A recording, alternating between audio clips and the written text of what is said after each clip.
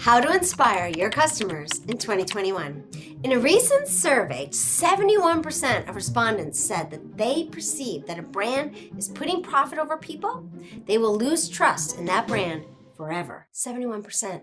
Brand loyalty is your business plan. So 2021 brings a new set of challenges for brands worldwide that warrants a shift in gears like never before. Today, I'm going to share with you the 7 primary branding challenges your brand could be facing in the post-pandemic scenario. And I'm going to tell you what you can do to rise to these challenges. This episode is all about staying strong and relevant in the post-pandemic market. And be sure to stay on until the end, as I'm going to give you a free branding tool you can use to bolster your brand against these new challenges. Now, for the traditional understanding about a brand was that it competes with other rival brands. After the global pandemic has isolated people and impacted the quality of life, your brand is competing with something else entirely. It's competing with your ideal audience's last best experience. Even after things return to normal, people are going to be different about doing the things they used to do, the things they used to take for granted: travel, attending large gatherings, conferences, going out, sharing spaces. So brands are already experiencing new challenges and are going to experience more challenges during this new normal. Dealing with the new normal, we're on the edge of things right now, so I'm going to share with you what we know, and what we know are statistics.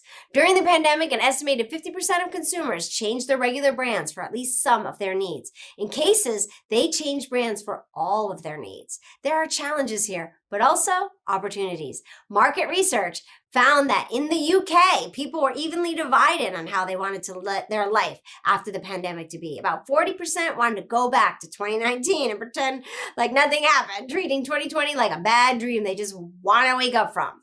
But about 45% of people felt that it hasn't been all that bad, that there have been positive takeaways from the last year and a half. And here in the United States, 73% of people surveyed felt that something positive has come out of the pandemic. There is a strong sentiment that the pandemic and the need to socially distance have shown us a brand new way of life. And a lot of people are liking it. A lot of people are liking it. A lot of them are saying, I'm not going back to my cubicle. I could sit here in my pajamas and make everybody more money. Employees in America aren't getting the kind of benefits that employees in other parts of the developed world are getting, especially parts of Europe. So maybe they don't want to go back to the daily commute, spending days in close proximity to people they may or may not like. Maybe they'd rather be at home with family and flexible work hours. So how will you structure your brand messaging in a market that has changed so much, where so many brand alignments have altered? How can you retain your customers and gain brand loyalists? Let's get right to it. Firstly, acknowledge that customer mindsets have changed. Then recognize how. A different set of priorities and preferences confront people than just a year and a half ago. The first big change is that consumers have become more cost conscious and perhaps a little less brand conscious.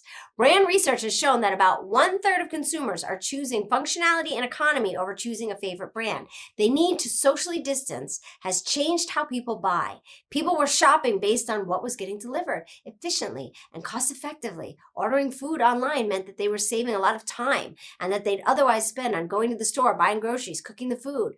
Those who found that the whole work from home gig works for them don't really want to go back to the long commute and the need to spend a lot on formal clothes and shoes and so on. The pandemic has also brought home our mortality rather forcefully. While on one hand, people became more conscious of how tenuous life can be, on the other, there was a significant FOMO as well. The fear of missing out meant that people wanted to try new experiences, new products, new brands, and this is the potential that your brand can explore. There are new needs, but there are new expectations as well. Now, branding is not just about reaching your ideal audience. It's also about knowing what their expectations are. Thinking that their expectations are the same as they were in 2019 is just dead wrong. It's just dead wrong. We're not going back like it was a dream. No one can. No one ever has done it in the history of anything. After any war, after any new president, after any personal divorce, personal milestone, if you have a change, then you have to change. So make an effort to learn the new expectations of the flow of life and align your actions to meet those expectations about the flow of life. Secondly, your brand needs to identify and align itself to the new normal. The customer has become hugely health conscious. 25% of consumers are now putting their health and the health of their families first. Not only do they want products that help them get better, but they want products that will protect health. There is also a planet-first approach when a lot of consumers are choosing between two products based on which brand is more environmentally conscious, which products use earth-friendly processes and materials. Consumer expectations have evolved. Civil societies all over the world have really banded together to fight the pandemic, as have corporations and similar businesses. People are choosing to buy from brands seen to be honest and transparent. People are choosing brands seen to work for social betterment rather than those that seem to work only for profit. So brand values and ethics and brands' willingness to improve the lives counts for a lot. Open up your intention to help others as a priority. Look at how the vaccine technology has been shared for the greater good. The faster the world is vaccinated, the safer we all are. So manufacturers are literally working for humanity right now. We're being more vulnerable, more sharing. We're being more human. It's a positive change. Embrace it. Thirdly, inspire your community through your new values and vision. A brand that lacks a higher purpose will find it almost impossible to inspire their community in this post-pandemic world. The truth is, no one is too small to make a difference. Whatever level you're at, you can open up your heart and your wallet to make a difference. As the CEO, you could start a foundation, you could donate a portion of your profits, you could do profit sharing with your employees, you could make a product that breaks even but employs 100 people. If you're a manufacturer, you could decide to add a line that doesn't make you profit but helps people. If you're a bigger brand, you could pick a loftier goal like eradicating malaria from Africa. Depending on the scale and the amount of resources you can pledge, try to make a difference in your community. Open yourself to the idea. Open yourself up to help more. Fourth, you need to accurately assess the risk factor of your business model. Consumers' actions are now largely impacted by their assessment of whether or not something is worth the risk.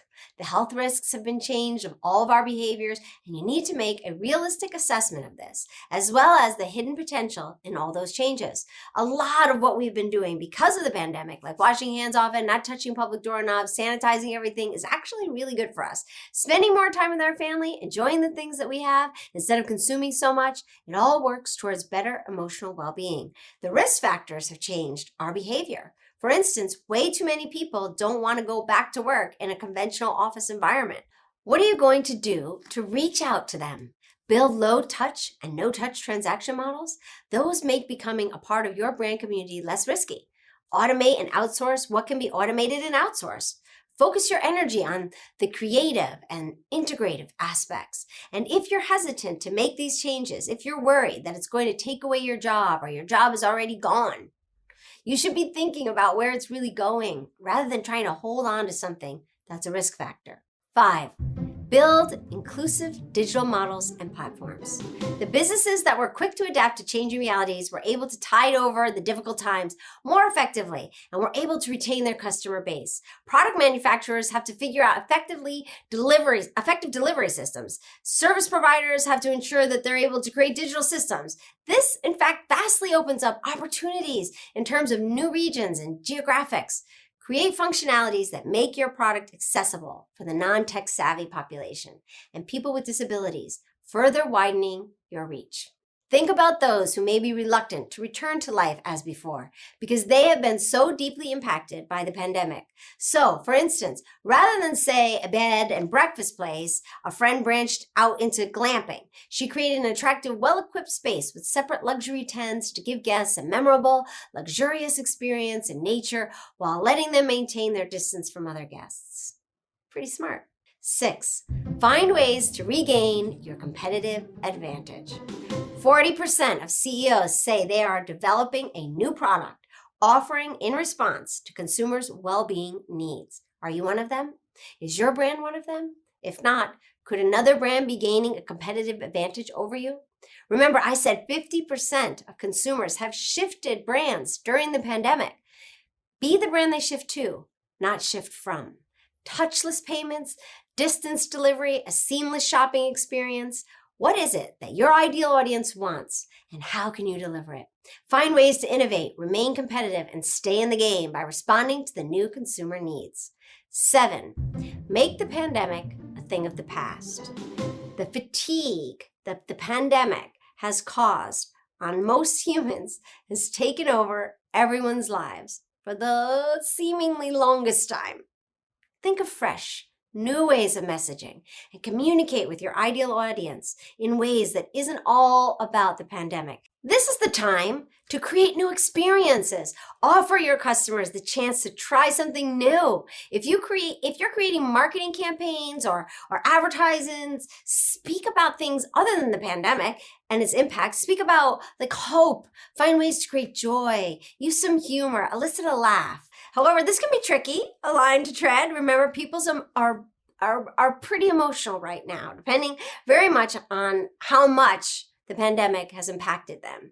Did they get sick? How sick? Did they lose a loved one? Did they lose money? Did they lose a job or suffer losses? Right now, make a list of the 3 things that mattered most to your ideal individuals during the pandemic. Things they needed: product quality and range, convenience, the price point, seamless delivery, ethical sourcing, packaging, responsible delivery systems that concentrate on hygiene, sanitizing, distancing, sustainability, social responsibility, carbon footprint. What mattered most to them? Now take each of these items on that list and assess your response to those needs. What part of your response was excellent?